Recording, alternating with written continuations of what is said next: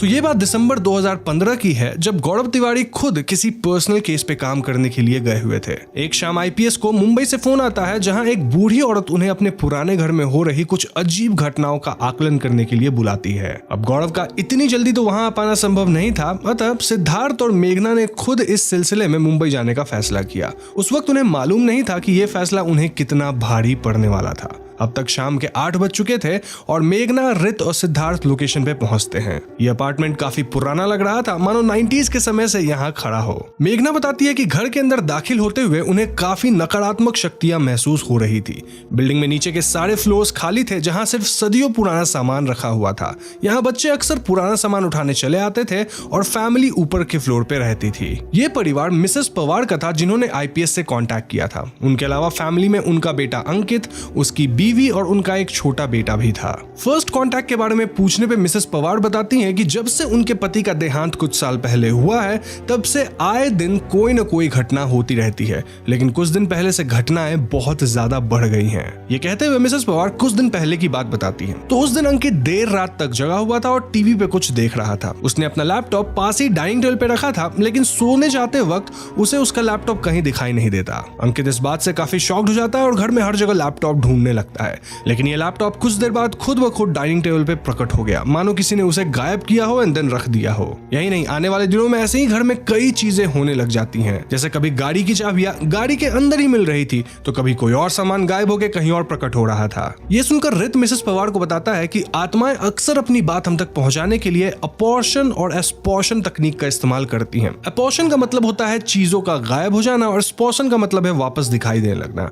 यहाँ आईपीएस में मिसेस पवार से पूछते हैं कि क्या कुछ अजीब हाल ही में हुआ है जिस वजह से ऐसी घटनाएं बढ़ गई हो। इस पर मिसेस पवार बताती हैं कि अंकित ने हाल ही में घर को बेचने का फैसला किया है और तभी से ये घटनाएं बहुत बढ़ गई हैं। हद तो तब हो गई जब एक रात अंकित की नींद अचानक खुली और जब वो किचन में पानी पीने गया, तब उसके पिता की तस्वीर दीवार से नीचे गिर पड़ी, जबकि वहां कोई हवा नहीं चल रही थी, न ही वहां कोई था। कुछ देर बाद वहां अंकित भी आ जाता है और वो टीम को बताता है कि उस सुबह एक रियल एस्टेट एजेंट उनके घर को देखने आया था, लेकिन उस एजेंट के घर में आते ही मानो कोई तूफान सा आ गया हो। घर के लाइट्स अपने आप ऑन ऑफ होने लग गए और उन्हें किसी की दर्द भरी चीख सुनाई दी। इस घटना के बाद तो एजेंट उनके घर से तुरंत चला गया और अंकित को अपने बीवी बच्चे को भी नागपुर भेजना पड़ा। इस बारे में मेघना उन्हें बताती है कि ये एक तरह का ऑब्जेक्ट मैनिपुलेशन है जो अक्सर प्रेत आत्माएं अपनी बात पहुंचाने के लिए इस्तेमाल करती हैं। अब तक आईपीएस की टीम घर के अंदर की एनर्जी को काफी अच्छी तरह फील कर पा रही थी और इस बार गौरव सर भी उनके साथ नहीं थे। स्टिल मेघना खुद बताती है कि उन्हें अचानक काफी एंजाइटी और सर दर्द महसूस हो रहा था। उन्हें लगा कि ये थकान के कारण है, लेकिन सच का उन्हें अंदाजा भी नहीं था।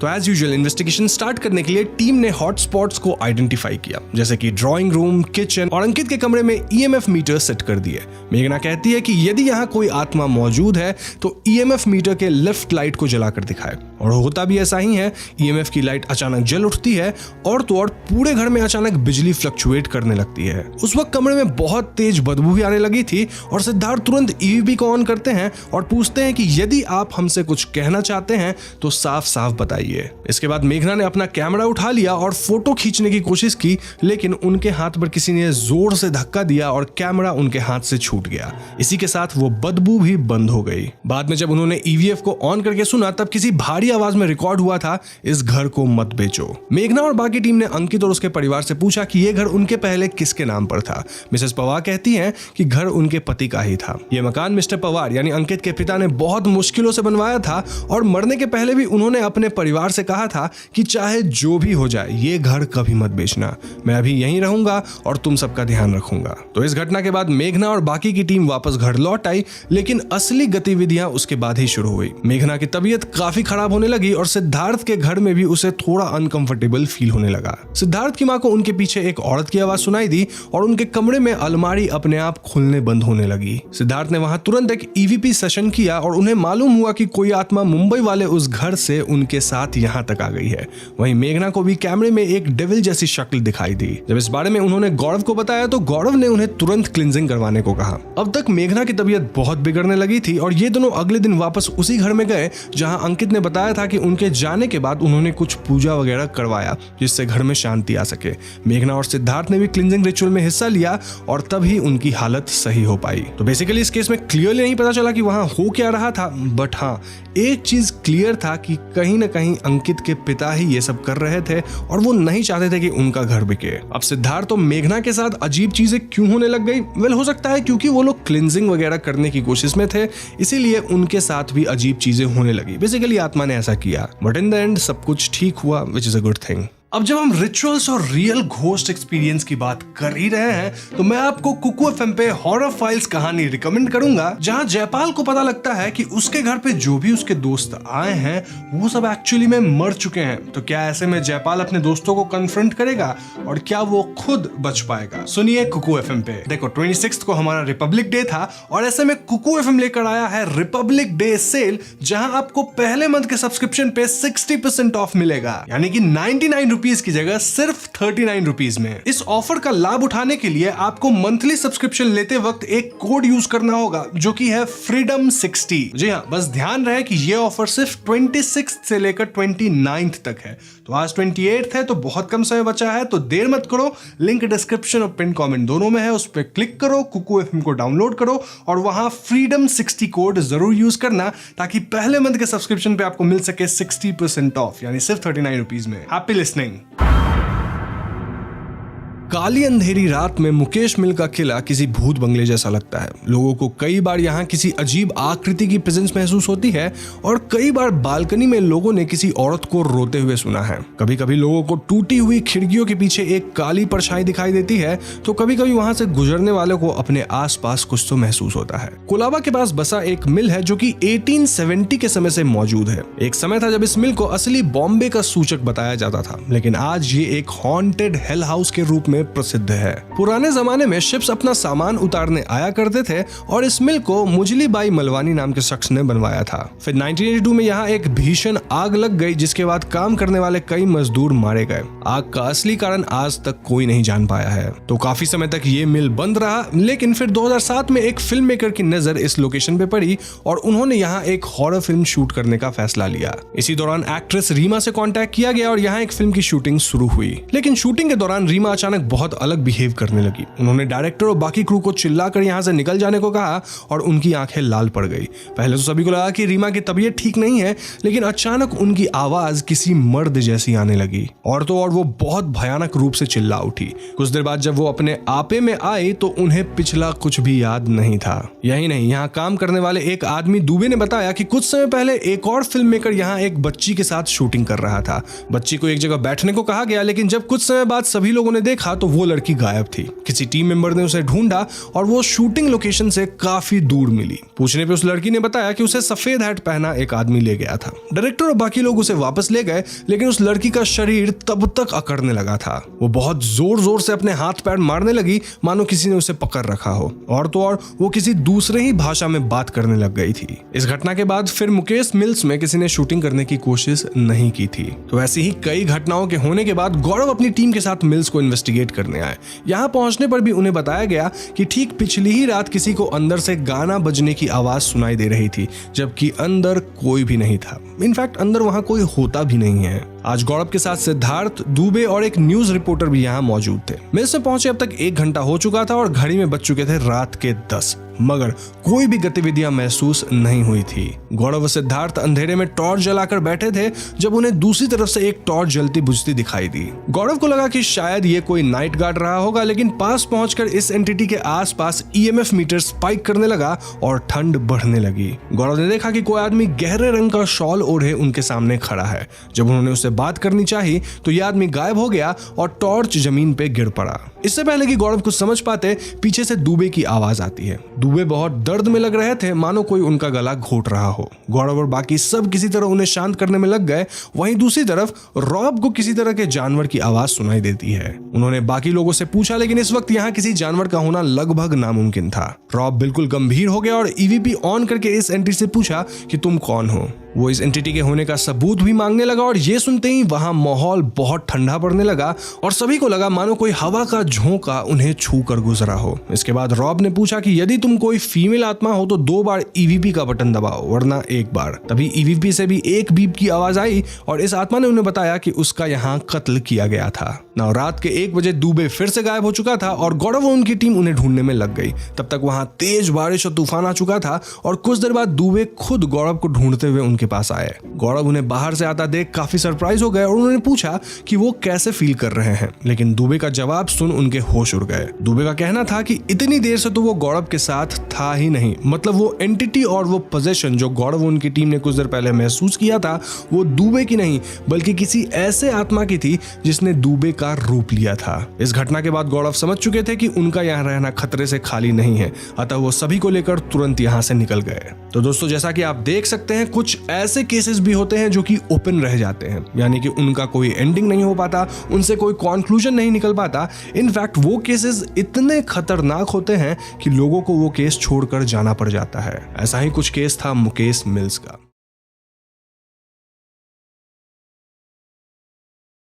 बस मजदूर दिन प्रतिदिन बीमार होते जा रहे थे, यही नहीं उनके मालिक उन्हें गुलामों की तरह रखते थे। गौरव अपनी टीम के साथ कई बार लंबी दहर जा चुके थे। हाँ, ये बात और है कि वो अक्सर दिन में ही जाया करते थे।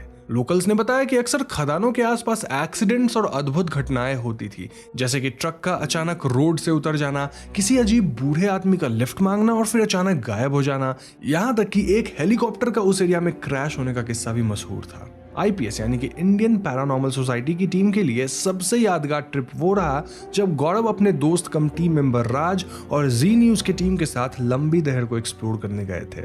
इस एक्सप्लोरेशन पे उनके साथ उनका साथी रजत भी था। अब एक तरफ गौरव जी न्यूज अपनी टीम के साथ इन्वेस्टिगेशन कर रहे थे तो वहीं दूसरी तरफ राज, जो कि काफी डेडिकेटेड और क्यूरियस इन्वेस्टिगेटर थे, वो माइंस के अनएक्सप्लोर्ड हिस्सों में अपना इलेक्ट्रॉनिक इक्विपमेंट्स और कैमरा लेकर घूम रहे थे। वो चाहते थे कि उन्हें कुछ नया और पुख्ता सबूत मिल सके। और तभी अचानक उन्होंने महसूस किया कि एक हिस्से में काफी ठंड है और ईएमएफ स्पाइक करने लगा। उन्हें वहां एक आदमी के कराहने और मदद के लिए पुकारने की आवाज भी सुनाई दी। राज ने बिना हिम्मत गवाए कॉन्फिडेंस से पुकारा, कौन है वहां, हम तुम्हारी मदद ही करना चाहते हैं। तभी अचानक ठंड बढ़ने लगी और रोने की आवाज तेज हो गई। राज ने कई सारी तस्वीरें खींची और रीडिंग्स को नोट किया। तब तक गौरव भी रिपोर्टर्स के साथ उस इलाके में पहुंच चुके थे। अब गौरव कहते हैं राज ने उन्हें बताया कि यह जगह वाकई बहुत डरावनी है। बाद में टीम ने देखा कि सीसीटीवी कैमरा में धुंध जैसी एक शक्ल कैद हो गई थी। मोशन सेंसर्स ने भी किसी की मौजूदगी का एविडेंस कलेक्ट किया था। अब ये सब बातें डिस्कस हो ही रही थी कि अचानक से वहां ढेर सारी आवाजें आने लग गई। जी हाँ, ये आवाजें कदमों के चलने की थी, लोगों के चीखने चिल्लाने की थी और इससे डर के एक रिपोर्टर यहाँ से जाने की बात करने लगी। लेकिन गौरव ने उन्हें आश्वासन देते हुए आवाज लगाया कि कौन है वहां। अब तक सारे ईएमएफ मीटर्स एक साथ आवाज करते हुए इलेक्ट्रोमैग्नेटिक रेडिएशंस डिटेक्ट करने लगे थे, जो कि अननोन एनर्जीज ही पैदा करती हैं। यही नहीं, वहां मौजूद सारे डिवाइसेस की बैटरी अचानक खत्म हो गई।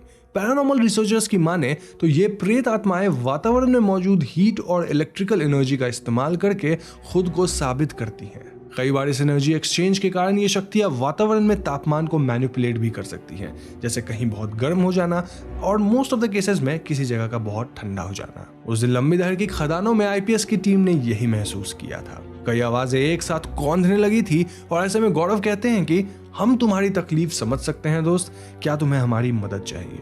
ये सुनकर अचानक ही आवाजें शांत हो गई और कुछ देर बाद गौरव ने कहा कि वो जा चुके हैं। इस पॉइंट पे सबको लगता है कि एवरीथिंग वाज नॉर्मल, लेकिन मैं आपको बता दूं कि अभी तक भी अद्भुत गतिविधियों का किस्सा खत्म नहीं हुआ था। टीम को अचानक किसी के तेज कदमों की आवाज आती है और उन्हें अपने सामने रजत दिखता है, जो कि टॉर्च लेकर उनके करीब आया।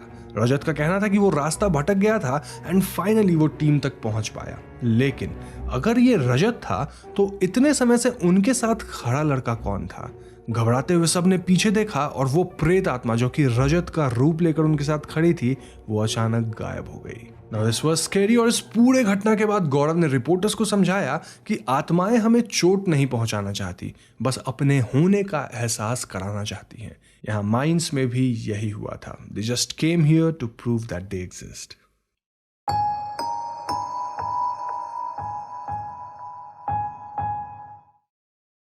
भावेश त्यागी नाम का एक बूढ़ा सिक्योरिटी गार्ड अपनी जवानी के दिनों से ही ईस्ट न्यू दिल्ली के काकरदुमा कोर्ट में काम कर रहा था। अपने शुरुआती दिनों में त्यागी काफी खुश मिजाज और बहादुर आदमी रहा था। उसने अपनी जात से बाहर की लड़की से शादी की थी और अपने परिवार वालों से अलग दिल्ली में अपने दम पर अपनी दुनिया बसाई थी।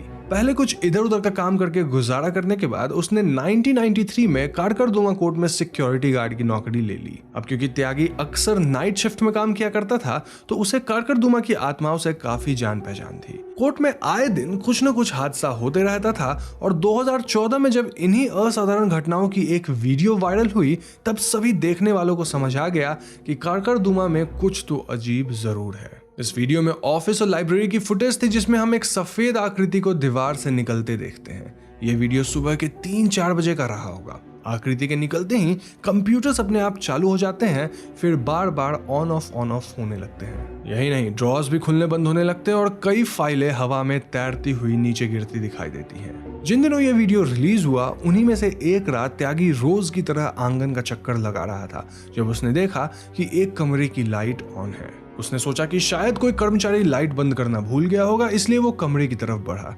शीशे के दरवाजे से उसे एक आदमी कुर्सी पे बैठा काम करता दिखाई देता है और अब तक रात के 11 बज गए थे तो इतनी देर रात कौन काम कर रहा होगा। ये सोचते हुए त्यागी ने दरवाजा खोला ही था कि उसके सामने एक तेज हवा का झोंका आया और वो आदमी गायब हो चुका था। इस घटना के बाद त्यागी काफी डर गया। अब त्यागी के अलावा यहाँ के कर्मचारी रमन शर्मा ने एक रात कमरे में लगे ताले को हवा में जोर जोर से पटकते हुए देखा था। हैरानी की बात यह थी कि उस दिन ना तो कोई तेज हवा चल रही थी, ना ही उस भारी ताले को कोई हिला रहा था।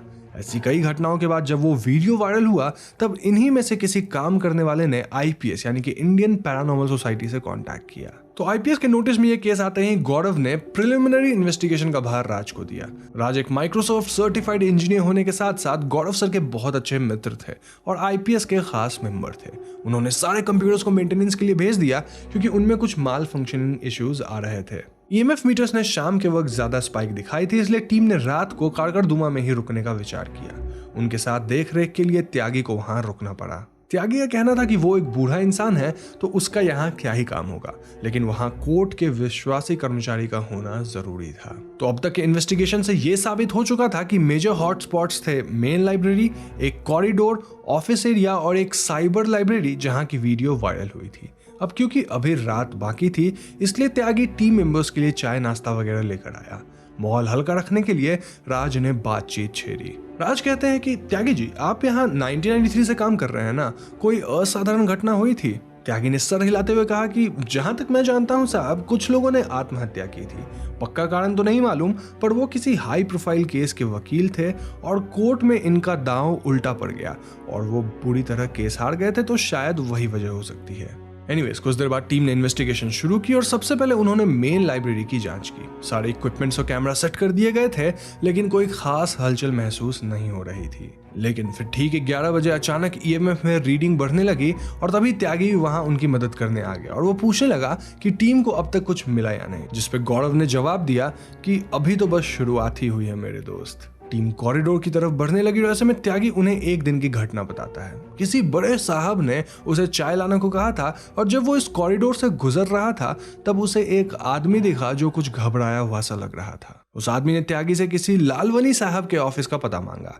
त्यागी ने कहा कि यहाँ कोई लालवनी नाम का इंसान काम नहीं करता, जिसके जवाब में वो आदमी कहने लग गया कि क्या बात कर रहे हैं, मेरी मीटिंग है आज लालवानी जी के साथ, क्या वो मुझसे मिलना नहीं चाहते? सच बताइएगा, क्या उन्होंने अपना मन बदल लिया है? इतना कहकर वो आदमी रोने लगा। त्यागी एक भला आदमी था और उसका दिल पसीज गया, इसलिए वो उस इंसान से पूछने लगा कि क्या उसे किसी तरह की तकलीफ है। ये सुनकर वो आदमी कहने लगा कि देखिए ना, लालवानी जी ही मुझे और मेरे परिवार को दिवाला होने से बचा सकते हैं।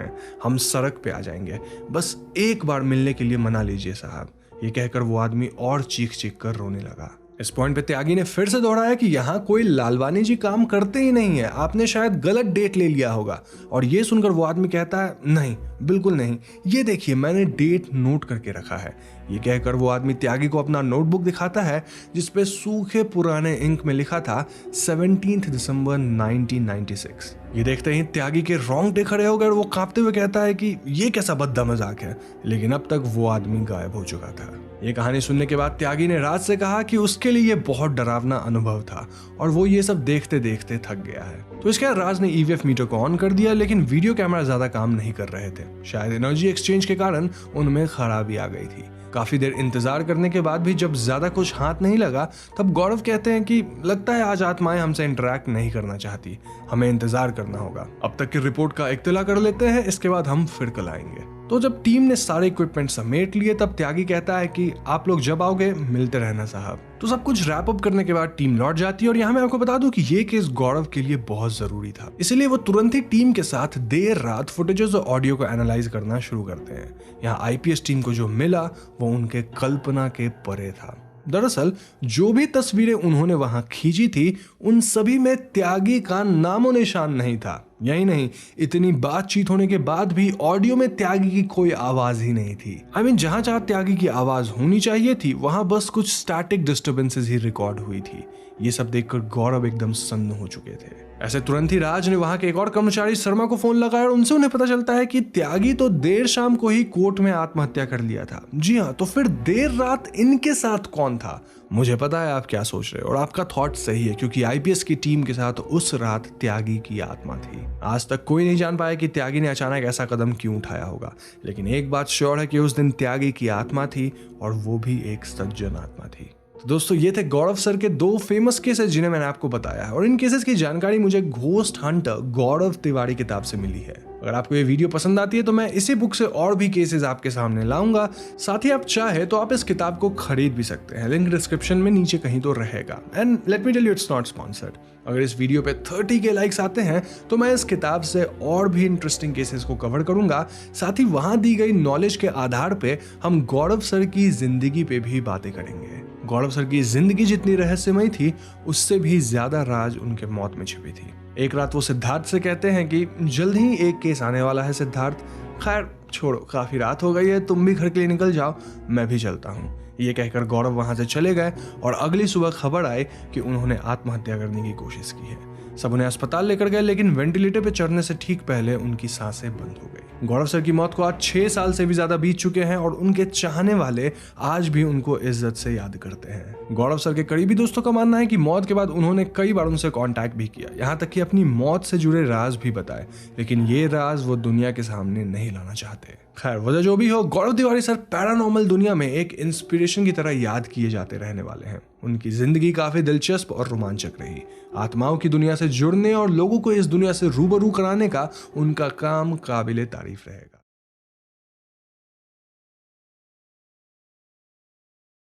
अब तक तो शायद आप सबको पता होगा कि गौरव सर इंडिया पैरानॉर्मल सोसाइटी यानी आईपीएस के फाउंडर और सीईओ थे, लेकिन क्या आप जानते हैं कि इन सब से पहले वो पायलट बनना चाहते थे। जी हाँ, पढ़ाई के लिए वो अपने दोस्तों के साथ फ्लोरिडा में रहते थे और उन्हें पैरानॉर्मल में कोई खास रुचि थी भी नहीं। लेकिन फिर एक रात कुछ ऐसा होता है जिससे सब बदल गया। उस रात गौरव के दोस्त बाहर पार्टी करने गए थे और वो अकेले अपने कमरे में सो रहे थे। रात के ठीक 3:05 पर उन्हें अपने कानों में किसी के पुकारने की आवाज सुनाई देती है, गौरव। कुछ देर बाद फिर से वही आवाज आती है और इसे सुनकर ऐसा लग रहा था जैसे कोई दर्द में उन्हें पुकार रहा हो। अंधेरे कमरे में गौरव को जब ये आवाज 2 बार सुनाई दी तो उन्होंने हड़बड़ा कर अपने दोस्तों को फोन करना चाहा, लेकिन जब उन्होंने लैंप ऑन करके अपना फोन ऑन करने की कोशिश की तो उन्होंने पाया कि फोन की बैटरी डेड हो चुकी थी। गौरव के लिए ये आश्चर्यजनक था क्योंकि उन्होंने फोन चार्ज पे रखा हुआ था। अभी वो ये सब सोच ही रहे थे कि उन्हें बाहर किसी के तेज कदमों की आवाज सुनाई देती है। कोई तो ड्राइंग रूम में लगातार चल रहा था और एक औरत की आवाज उन्हें पुकार रही थी। ये रात तो गौरव ने किसी तरह अपार्टमेंट के लॉबी में बैठकर काट ली, लेकिन आने वाले कुछ दिनों में इस अपार्टमेंट में और भी कई घटनाएं होने लगी। एक रात जब गौरव और उनके दोस्त साथ में डिनर कर रहे थे तब अचानक से घर की सारी खिड़कियों पर किसी के स्क्रैच करने की आवाजें आने लगी। सभी घबरा गए, लेकिन आवाज तेज होती गई। गौरव और उनके दोस्त समझ गए कि इस घर में कोई तो गड़बड़ जरूर है, लेकिन इतने शॉर्ट नोटिस पे उन्हें कोई नया अपार्टमेंट नहीं मिल सकता था। इसलिए उन्होंने कुछ दिन साथ रहने का प्लान बनाया ताकि अगर कोई एंटिटी है भी तो वो उन्हें परेशान ना कर पाए। तो इस सब के कुछ दिन बाद एक और घटना हुई। गौरव अपार्टमेंट के नीचे घूम रहे थे जब उनकी नजर अचानक से अपने रूम के विंडो पे पड़ी। विंडो पर उन्होंने एक औरत को देखा जो उन्हें एक टक घूरे जा रही थी। हैरानी की बात यह थी कि इस वक्त अपार्टमेंट में कोई भी मौजूद नहीं था। उस दिन अपार्टमेंट के नीचे खड़े होकर 23 साल की छोटी सी उम्र में गौरव ने जो डर महसूस किया, उसी डर ने उन्हें पैरानॉर्मल की पढ़ाई गहराई से करने के लिए प्रेरित भी किया। तो अब जबकि आपको गौरव सर के बैक स्टोरी का एक ब्रीफ मिल गया है, चलिए हम उनके कुछ और केसेस पे बातें करते हैं। लेकिन उससे पहले मैं आपको एक कहानी के बारे में बताता हूं जिसे मैंने कुकू एफएम पे सुना। तो इस कहानी में विवेक एक किताब में किसी रहस्यमयी घाटी में मिले एक बहुत ही शापित सिक्के के बारे में पढ़ लेता है। अब विवेक उस सिक्के के पीछे पड़ जाता है, लेकिन शायद उसे यह नहीं पता था कि वो सिक्का लोगों की जान ले सकता है। तो क्या उसे वो सिक्का मिलेगा, और अगर मिल जाएगा तो क्या वो भी बाकियों की तरह मारा जाएगा? यही सब जानने के लिए आप कुकू एफएम पे द हॉन्टेड वैली स्टोरी को सुन सकते हैं। देखो, कुकू एफएम पे ऐसे 10,000 से भी ज्यादा ऑडियो बुक्स अवेलेबल हैं, जिसे आप सिर्फ 399 रुपए ईयरली देकर सुन सकते हैं। और अगर आप फिजिकल बुक से कंपेयर करें तो ये काफी सस्ता है। अब यहाँ मैं इसको और सस्ता करूंगा। जी हाँ, कुकू एफएम से बात करके आपके लिए एक स्पेशल ऑफर लेके आया हूँ, जिसके बारे में हम वीडियो के एंड में जानेंगे। फिलहाल हम गौरव सर के कुछ केसेस पे बातें करते हैं।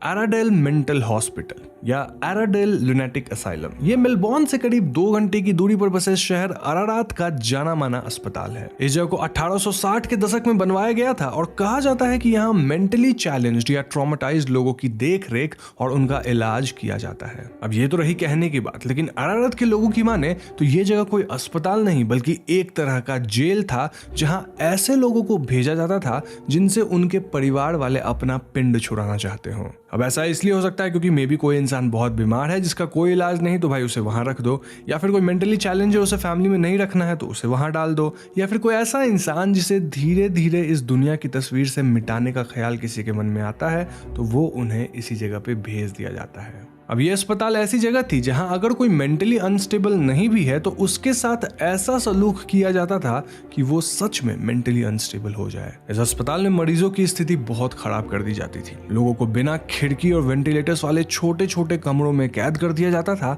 और रिसर्च के नाम पे इन पेशेंट्स की चीखों को, उनके नकारात्मक भावनाओं को रिकॉर्ड किया जाता था। यहाँ तक कि कई लोग एराडेल असाइलम को एक टॉर्चर सेल मानते थे। शायद इन्हीं कारणों से 1998 में इस अस्पताल को बंद करवा दिया गया और तब से एराडेल को ऑस्ट्रेलिया का मोस्ट हॉन्टेड बिल्डिंग्स में गिना जाता है। इस अस्पताल का एक हिस्सा मेडिकल कॉलेज के कैंपस में तब्दील कर दिया गया है, जहां आते जाते स्टूडेंट्स के साथ कुछ अजीब घटनाएं होती रहती हैं। तो 2013 में ड्यूरिंग अगस्त गौरव हॉन्टिंग ऑस्ट्रेलिया की टीम के साथ एराडेल असाइलम इन्वेस्टिगेट करने आए थे। अब जब ये असाइलम चालू हुआ करता था तब एराडेल के ग्राउंड फ्लोर पर सुसाइडल पेशेंट्स को रखा जाता था। कहा जाता था कि यहाँ 13,000 से भी ज्यादा मौतें हुई थी। तो टीम ने सबसे पहले इसी जगह को इन्वेस्टिगेट करने का फैसला किया और यहाँ दाखिल होते ही गौरव सर ने काफी नकारात्मक शक्ति को महसूस किया। ईएमएफ मीटर भी स्पाइक करने लग गया था और उन्हें किसी के तेज कदमों की आवाज सुनाई दी। तभी अपने ठीक सामने उन्होंने एक महिला को हॉस्पिटल रूम में दाखिल होते हुए देखा। ये महिला शायद नर्स केरी थी, जो कि 1865 के दौरान इस असाइलम में काम किया करती थी। लोकल्स और स्टूडेंट्स का कहना था कि उन्होंने कई बार नर्स केरी के जूतों की आवाज को देर रात कैंपस के बाहर सुना है। गौरव नर्स केरी के पीछे पीछे चलने लगे और इस कमरे से बाहर निकल गए। उन्होंने साथ ही में ईवीपी भी ऑन कर दिया था ताकि अगर कोई भी आवाज होती है तो वो रिकॉर्ड हो जाए। कुछ दूर तक नर्स का पीछा करने के बाद गौरव ने धीरे से उन्हें आवाज दिया, मैडम। ये सुनते ही वो आत्मा अचानक से पीछे मुड़ती और कहती है, तुम्हें यहाँ नहीं आना चाहिए था। अब तक गौरव भी रियलाइज कर चुके थे कि वो किसी दूसरे कमरे में आ गए हैं और उनकी टीम पीछे रह गई थी। अभी वो ये सब समझने की कोशिश कर ही रहे थे कि नर्स केरी अचानक गायब हो जाती है और उन्हें एक आदमी के चिल्लाने की आवाज सुनाई देती है, जो कि कह रहा था कि निकल जाओ मेरे कमरे से। गौरव सर अपनी फ्लैश लाइट ऑन करते हैं कि तभी एक तेज हवा का झोंका आता है और दरवाजा बंद होने लगता है। वो हड़बड़ा कर वहां से बाहर निकल जाते हैं और बाद में पता करने पे उन्हें मालूम चलता है कि ये कमरा किसी गैरी वेब नाम के पेशेंट का था। गैरी ने अपने आप को करीब 70 बार चाकू से चोट पहुंचाया था और इस कमरे में उसे सख्त निगरानी में रखा जाता था। इनफैक्ट उसे विजिटर्स बिल्कुल पसंद नहीं थे। इस इंसिडेंट के बाद गौरव कहते हैं कि ये जगह काफी डिस्टर्ब्ड है और हमें बाहर जाना चाहिए। जब गौरव ने टीम के साथ कैमरा फुटेज शेयर किया तब एक तस्वीर में उन्हें सफेद ड्रेस में एक औरत दिखाई दी, जिसने अपने सर को हल्का टेढ़ा किया हुआ था, मानो वो पोज दे रही हो। इस तस्वीर को देखते ही रॉब कहते हैं कि ये तो नर्स केरी है। पूरे इन्वेस्टिगेशन के बाद टीम ने यह कंक्लूड किया कि एराडेल मेंटल हॉस्पिटल वाकई ऑस्ट्रेलिया के सबसे डरावने जगहों में से एक है और यहाँ की आत्माएं बाहरी लोग से कोई कांटेक्ट पसंद नहीं करती।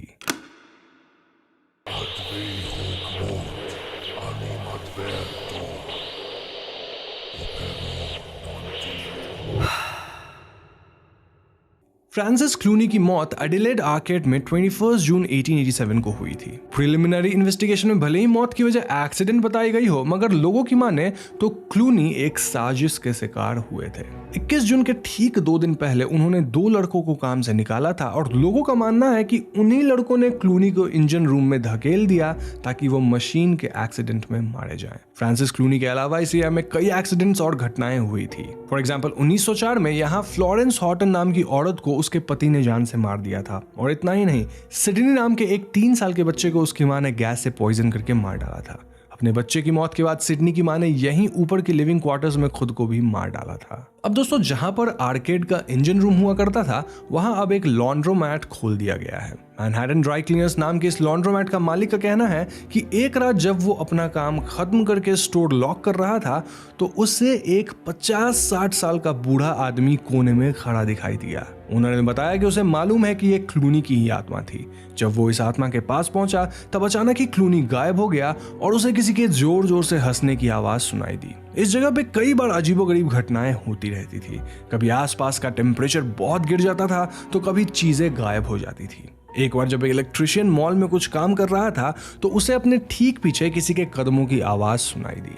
जब वो पीछे मुड़ा तो अचानक आसपास ठंड बढ़ने लगी और कुछ देर बाद सब नॉर्मल हो गया। एक औरत ने बताया कि वो अपने बच्चे के साथ यहाँ आइसक्रीम खा रही थी जब अचानक बच्चा एकदम सीरियस हो गया और कहने लगा, तुमने मुझे क्यों मारा? मुझे बहुत दर्द महसूस हुआ था। अपने बेटे के मुंह से ये बातें सुनकर वो औरत बिल्कुल घबरा गई, लेकिन अगले ही पल उनका बेटा शांत हो गया और उसे पिछली कुछ मिनटों की कोई बात याद नहीं थी। तो 2013 में गौरव और हॉन्टिंग ऑस्ट्रेलिया की टीम को आर्किड इन्वेस्टिगेट करने के लिए बुलाया गया था। इस बार टीम में गौरव के साथ इयान लॉमेन थे जो कि यूके के साइकिक एग्जॉर्सिस्ट थे। उसके अलावा रे जॉर्डन थे जो कि पैरानॉर्मल इन्वेस्टिगेटर थे। Then Alan Taylor who was also a paranormal researcher, Rob Demarest who was a leading investigator from USA and finally Raylene Cable जो कि मीडियम थे। आर्किड शाम को 7 बजे कस्टमर्स के लिए बंद कर दिया जाता था और बंद होने के बाद हॉन्टिंग ऑस्ट्रेलिया की टीम यहां पहुंची।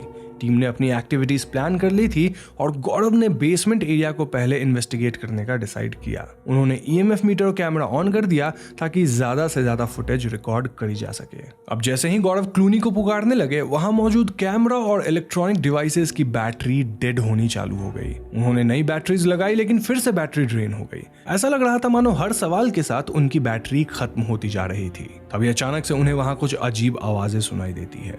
गौरव फौरन ईएमएफ मीटर में लगी एलईडी लाइट्स की मदद से क्लूनी की आत्मा से इंटरैक्ट करने लगते हैं।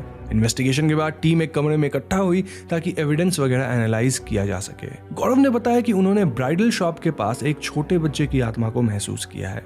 कैमरा में चेक करने में पाया गया कि वहीं कोने में एक सफेद आकृति के रूप में एक लड़का खड़ा था जो किसी से बेहद डरा हुआ था। ये बच्चा शायद सिडनी था जो कि मरने के बाद भी अपनी मां की आत्मा से डर रहा था। वो इस वक्त किसी से छुपने की कोशिश कर रहा था और इस इन्वेस्टिगेशन से टीम को पता चला कि यहाँ की आत्माएं भले अपने आप को दिखाना नहीं चाहती, लेकिन सही मीडियम होने पे वो इंटरैक्ट करके लोगों को अपनी बात बताना चाहते हैं। मोर ओवर यहाँ आत्माएं हैं।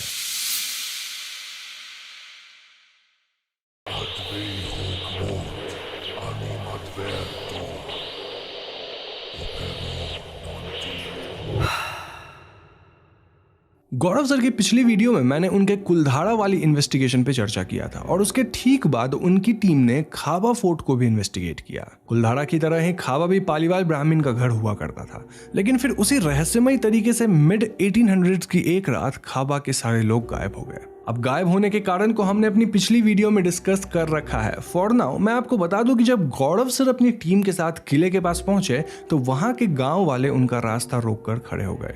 गांव वालों का कहना था कि यहाँ कोई भूत प्रेत नहीं है, तो प्लीज हमारे गांव को बदनाम मत करो। स्थिति देखकर सबने तय किया कि लोकल पुलिस वगैरह की मदद लेकर वो कल यहाँ दोबारा आएंगे और तब तक पास ही के एक होटल में आराम लेंगे। होटल में राज और गौरव से मिलने एक आदमी आया जिसने अपना नाम निशांत भदौरिया बताया। निशांत का कहना था कि वो जानते हैं कि गौरव सर पैरानॉर्मल इन्वेस्टिगेटर होने के साथ साथ एक पहुंचे हुए पास्ट लाइफ रिग्रेशनिस्ट हैं। और इसीलिए वो अपने बेटे के लिए गौरव सर की मदद चाहते हैं। अब जिन्हें पास्ट लाइफ रिग्रेशनिस्ट नहीं पता, उन्हें बता दूं कि PLR एक ऐसी तकनीक होती है जिसमें हिप्नोसिस वगैरह का इस्तेमाल करके एक इंसान की सबकॉन्शियस ट्रॉमा का इलाज किया जाता है। ऐसे ही कई सेशंस में लोग अपने पिछले जन्म की बात करने लग जाते हैं और इस पिछले जन्म वाले पूरे केस पे मैंने ऑलरेडी एक वीडियो बना रखा है। एनीवेज, भदौरिया कहते हैं कि उनका बेटा तरुण, जो कि अभी केवल 8 साल का है, वो बहुत ही ज्यादा गंभीर है। बचपन से ही उसे सोते हुए कोई भयानक सपने आते हैं, लेकिन वो कभी बता ही नहीं पाता कि उसने सपने में क्या देखा है। लेकिन उठने के बाद उसकी शिकायत रहती है कि उसे बहुत बुरा महसूस हो रहा है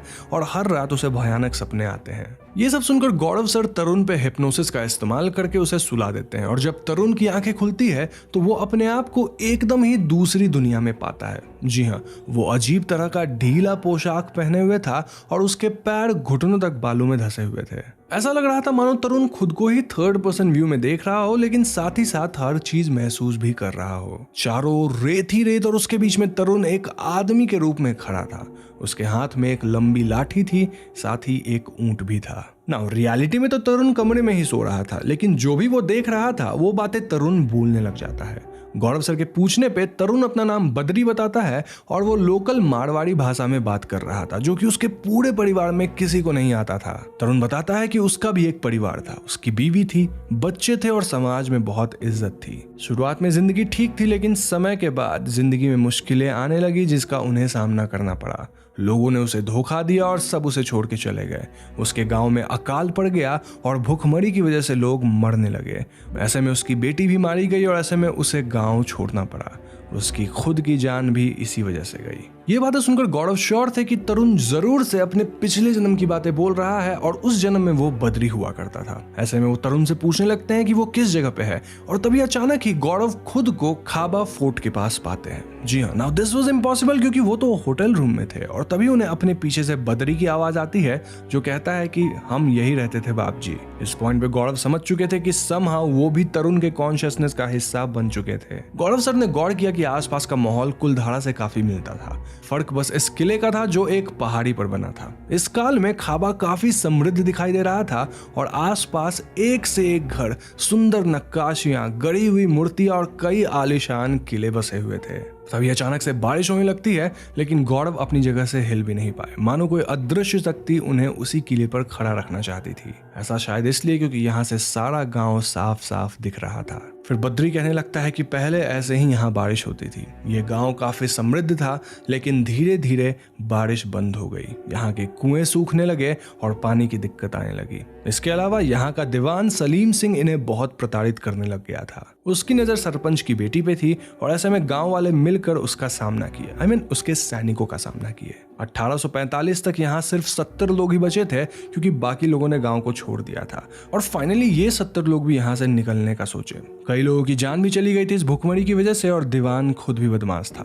इन बचे हुए 70 लोगों में से बद्री भी था और जाते जाते उन सभी ने शाप दिया कि इस जगह पे आज के बाद कोई भी नहीं रह पाएगा और शायद यही वजह है कि आज भी वो जगह इतना रहस्यमयी है जहाँ कोई नहीं रहता। तो ये सब के बाद अचानक गौरव सर और तरुण होश में आते हैं और इन्हें अब काफी कुछ पता चल गया था। तरुण भी फाइनली शांत हो गया था क्योंकि उसे पता चल गया था कि वो इतना विचलित हमेशा क्यों था। एंड गौरव सर समझ गए थे कि खाबा से एक बहुत ही दर्दनाक इतिहास जुड़ा हुआ है। तो आगे जब वो अपनी इन्वेस्टिगेशन इस जगह पे करने जाते हैं तो वो गांव वालों को आश्वासन देते हैं कि वो किसी तरह का अंधविश्वास फैलाने नहीं आए हैं, बल्कि लोगों तक इस जगह के दर्द को पहुंचाने आए हैं। अब गौरव सर की अनफॉर्चुनेट मृत्यु के बारे में तो हम सबको पता है और यहाँ मैं आपको बता दूं कि उनकी टीम ने उनसे कई बार कांटेक्ट भी करा है आफ्टर हिज डेथ। ऐसे में उन्हें शायद गौरव सर के मौत की वजह भी पता हो, लेकिन वो इसके बारे में दुनिया को बताना नहीं चाहते। ना हर इंसान की तरह उनके निजी जिंदगी में कुछ प्रॉब्लम्स थी जिनके बारे में किताब में थोड़ा जिक्र किया गया है, लेकिन मैं यहाँ उन बातों को वीडियो में डिस्कस नहीं करूंगा क्योंकि आई फील कि दैट इज पर्सनल। यहाँ मैं बस उनके काम पे ही बात करने आया था और पिछले 3 वीडियोज में मैंने ऐसा ही कुछ किया है जहां मैंने उनके काफी सारे केसेस को कवर किया। मेरे तरफ से ये गौरव सर पे फाइनल वीडियो है।